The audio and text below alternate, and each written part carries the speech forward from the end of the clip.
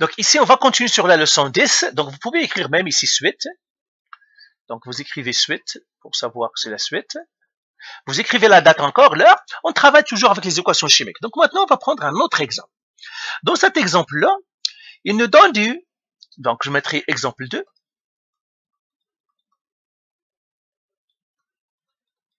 Voilà. Là, il nous donne l'équation. Ils nous disent le sulfure de fer, le sulfure de fer 2, FeS, on le brûle, donc on va le brûler avec de l'oxygène. Quand on brûle, toujours il y a l'oxygène qui est présent. Eh bien, il va nous donner Fe2O3 plus SO2. Donc, on a brûlé le FeS, et puis c'est ça ce qu'on nous a donné. Maintenant, on a fait des mesures, et on a trouvé que il y avait, on a donc question, donc on va mettre ici question, trouver la masse du sulfure de fer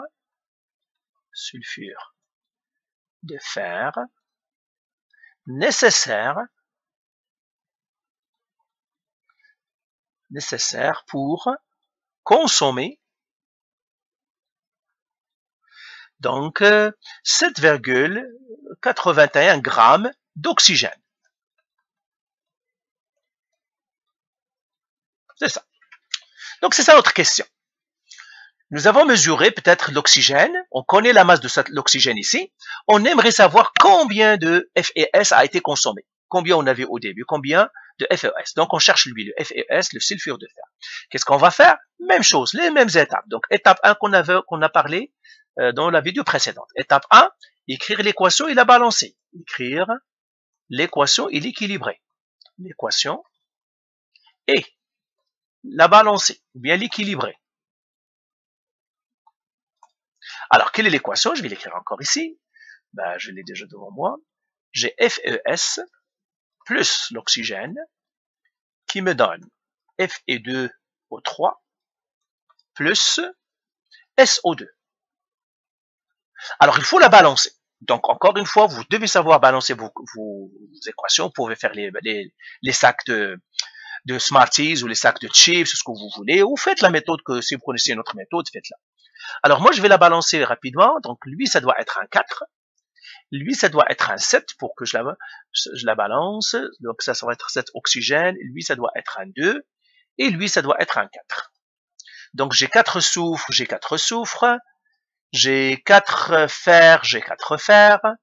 J'ai 14 oxygènes. Ici, j'en ai 6. Ici, j'en ai 8. J'en ai 14. Donc, voilà, j'ai balancé mon équation. Donc, première étape, balancez vos équations. Si on vous donne une équation déjà balancée, c'est très bien. Sinon, vous devez vous assurer qu'elle est balancée. Deuxième étape.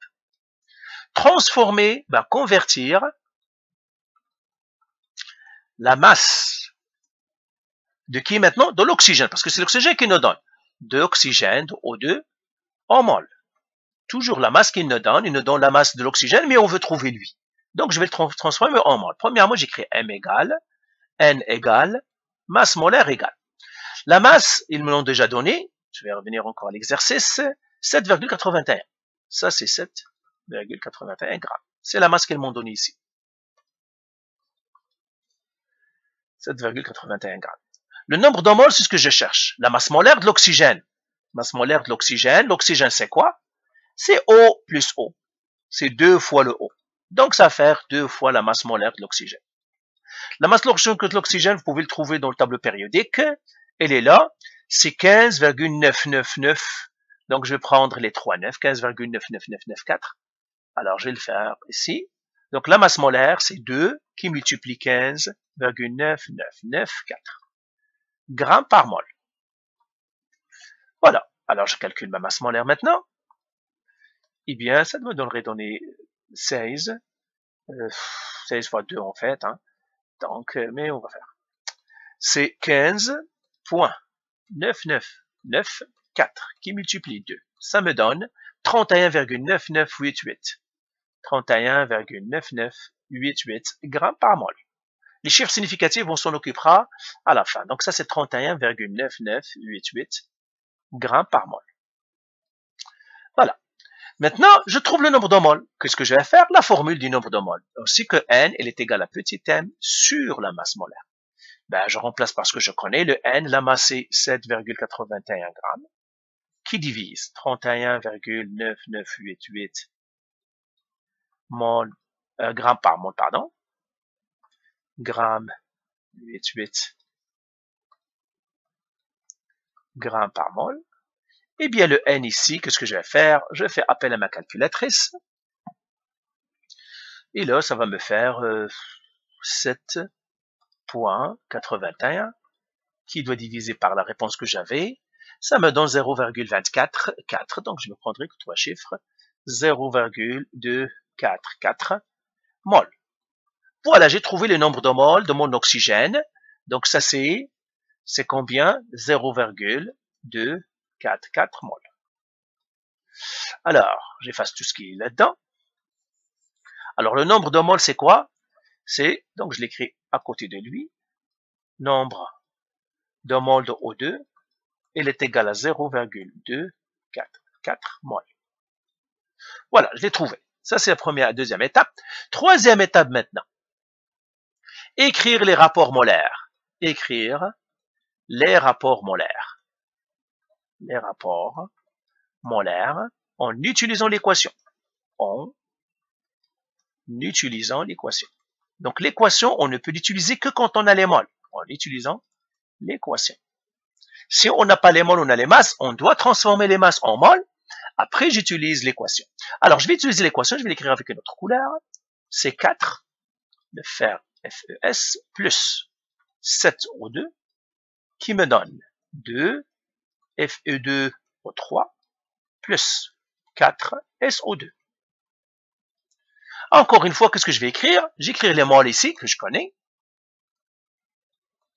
Les moles que je connais la mole d'oxygène. C'est combien? C'est 0,244 moles. Moi, ce qui m'intéresse, le FES, parce que c'est lui que je cherche. Je mets un X à côté de lui. Là, j'écris rapport. Les rapports molaires.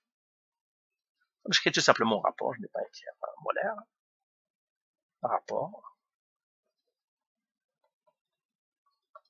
Alors, qu'est-ce que je dois faire? Je dois écrire X sur, c'est les moles sur les coefficients stoichiométriques. Quel est le coefficient stoichiométrique ici? C'est 4. Donc, je mets 4. S'il n'y a pas de coefficient stoichiométrique, c'est 1.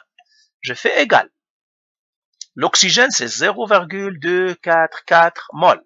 C'est les moles en haut, les coefficients stoichiométriques en bas. Le 7 ici, je le mets ici. Et maintenant, je trouve mon X en faisant quoi? Produit croisé. Ça comme ça, ça comme ça. Donc là, j'écris mon X égale.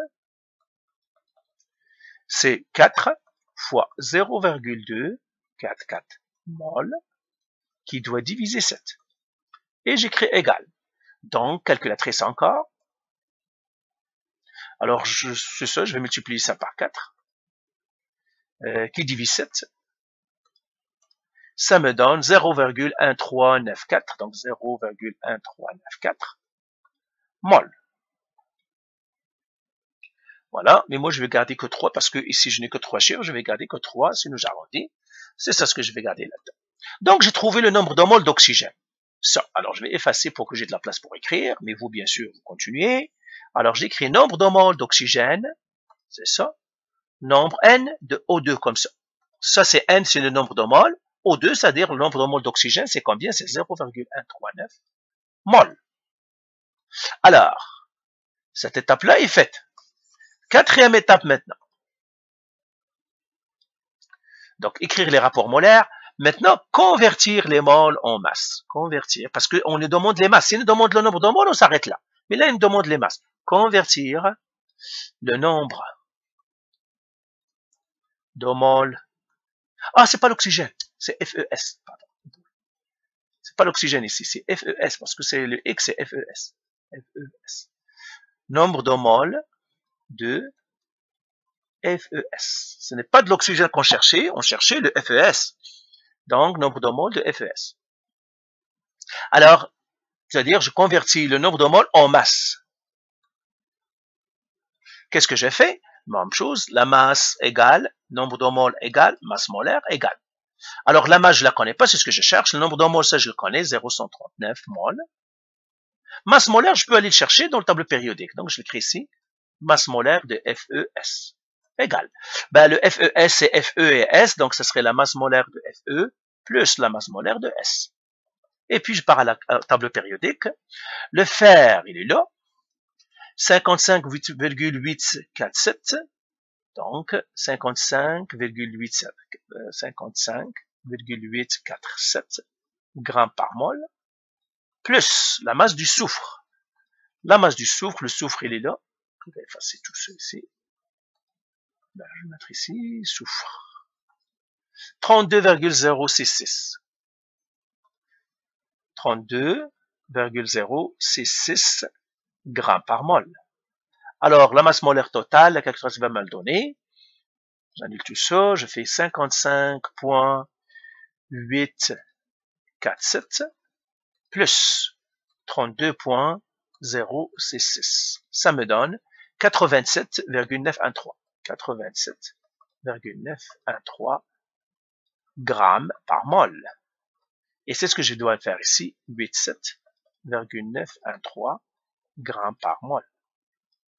Voilà, j'ai trouvé la masse molaire. Maintenant, qu'est-ce que je vais faire? Je trouve la masse. Donc, trouver la masse. J'écris M maintenant égale à... Eh ben, je sais que la formule, je l'écris toujours ma formule. Je sais que N, elle est égale à la masse sur la masse molaire. Le N, je le connais, c'est 0,139 mol. Égale la masse, c'est ce que je cherche, le M. La masse molaire, je la connais, c'est 87,913 grammes. Je mets celui-là sur 1, je fais le produit croisé. Vous faites ce que vous pouvez, ben, vous pouvez multiplier directement.